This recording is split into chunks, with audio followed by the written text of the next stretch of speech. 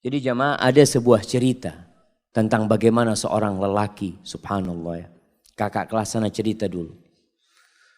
Bicara nikah nggak harus punya pekerjaan tetap. Tapi tetap bekerja.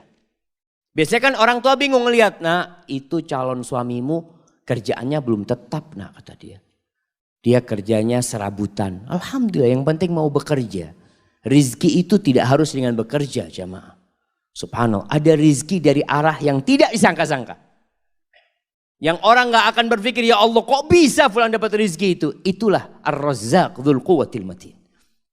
Kembali ke cerita bagaimana seorang lelaki ketika dia mau melamar seorang wanita. Itu subhanallah. Perempuan itu setiap dilamar oleh laki-laki yang lamar ini orang-orang sukses jamaah. Semuanya mundur. Karena apa? Karena orang tuanya ketika datang itu lelaki melamar ditanya, mau dikasih berapa anak saya? Di sini berapa pasarannya Ustaz? Nah, nggak tahu Ustaz. Berapa pasarannya di Banjar jemaah? Berapa? 30? Ada 50? Iya. Oh yang 50 yang bagus jemaah. Nah, astagfirullahaladzim. Jadi 20 yang pertengahan gitu. Masya Allah. Tapi memang ada, mahar itu ada mahar standar jemaah. Setiap kampung itu punya standar yang berbeda-beda. Dan itu diperbolehkan dalam agama, nggak ada masalah itu. Umpamanya umumnya 30 juta. Sudah, orang tuanya tanya mau dikasih berapa. Bingung mau dikasih berapa, ini anaknya orang kaya. Akhirnya mundur semua. Datanglah seorang pemuda, dia dengar tentang anaknya fulan ini. Anaknya orang kaya ini.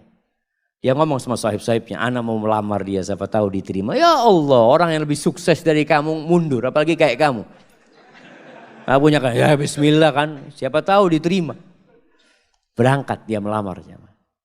Ini tidak harus cinta, tapi cocok. Berangkat dia. Sampai ke sana ngobrol sama calon mertuanya. Sama ditanya sama calon mertuanya. Mau dikasih berapa anak saya? Apa kata calon mertua, kata calon menantunya, Bapak minta berapa? Oh Allah jamaah. Ini jamaah. Kamu jual saya beli.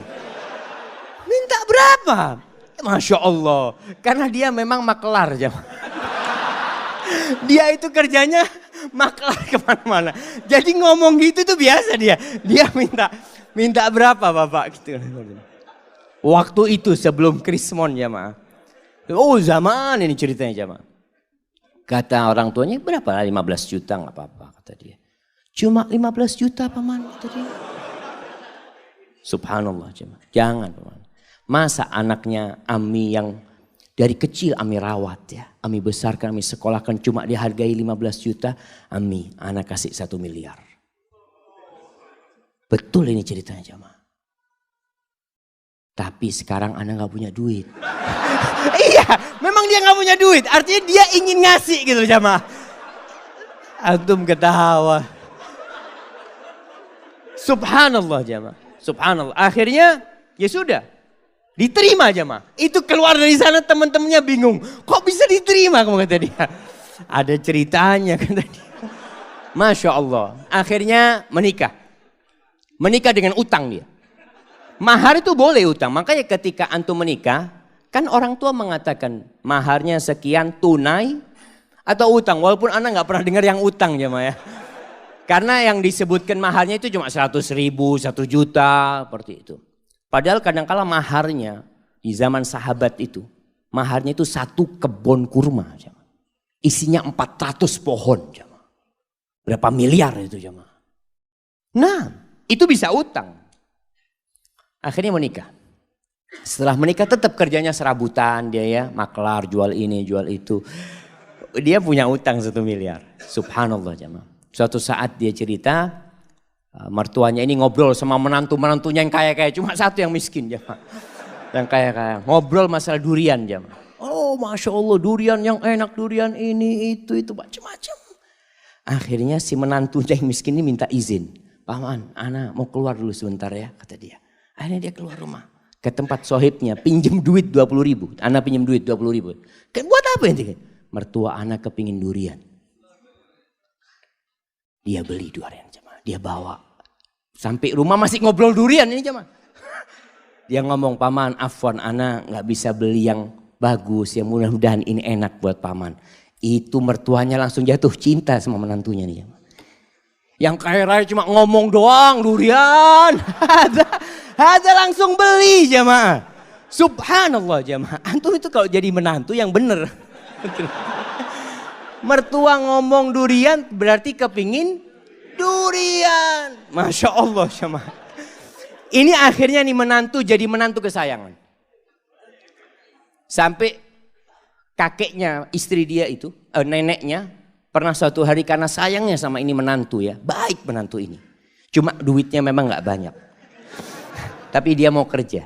Makanya ketika itu dia mengatakan lupa. Salah satu yang diucapkan kepada calon mertuanya ini. Paman ana sekarang gak punya duit. Tapi alhamdulillah Allah kasih anak akal bisa berpikir. Allah kasih anak lutut. Anak bisa berjalan. Anak insya Allah akan lunasin hal itu. Subhanallah. Sampai suatu hari dia dipanggil sama neneknya istrinya. Kata neneknya. Nak. Nenek ini punya duit 500 juta. Nenek mau kasih buat kamu. Subhanallah jemaah.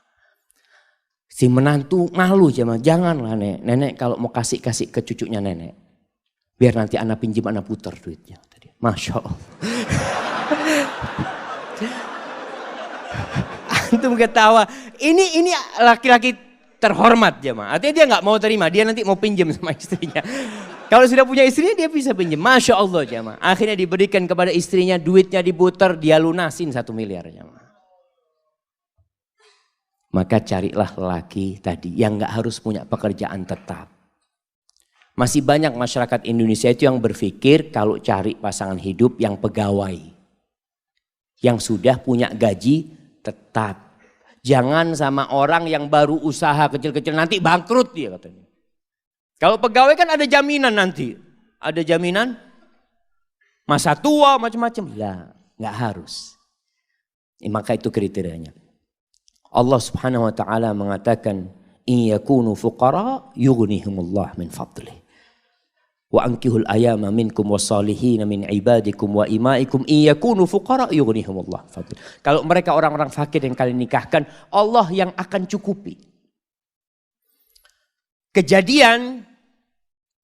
Ini kejadian lain. Ada seorang wanita menikah dengan seorang lelaki karena dia sukses. Subhanallah, ketika suaminya bangkrut, minta cerai. Padahal sudah punya anak. Karena dia berpikir mau hidup senang dengan kekayaan. Wallahi jamaah ketahuilah. Kebahagiaan itu tidak didatangkan dari luar. Kebahagiaan itu tuh bukan di rumah yang mewah. Bukan di mobil yang mahal. La. Kebahagiaan itu sesuatu yang ada dalam jiwa antum. Nerima. Irda bima qasamallahu lak takun aghnan nas. Kata Nabi SAW, ridholah engkau dengan apa yang Allah berikan kepadamu. Engkau akan jadi orang paling kaya, kata Nabi SAW. Tapi adapun kalau mau cari istri.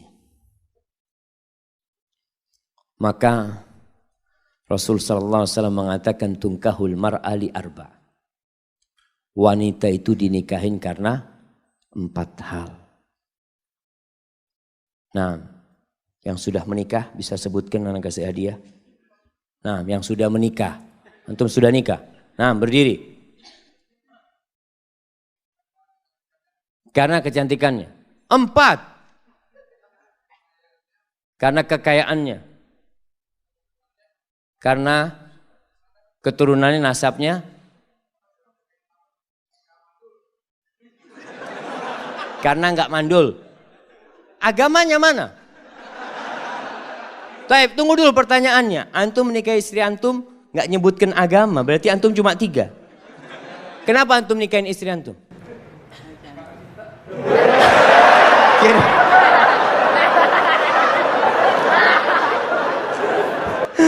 Masya Allah, Masya Allah. Ambil hadiahnya. Hadiahnya ditukar, Afan. Hadiahnya ditukar.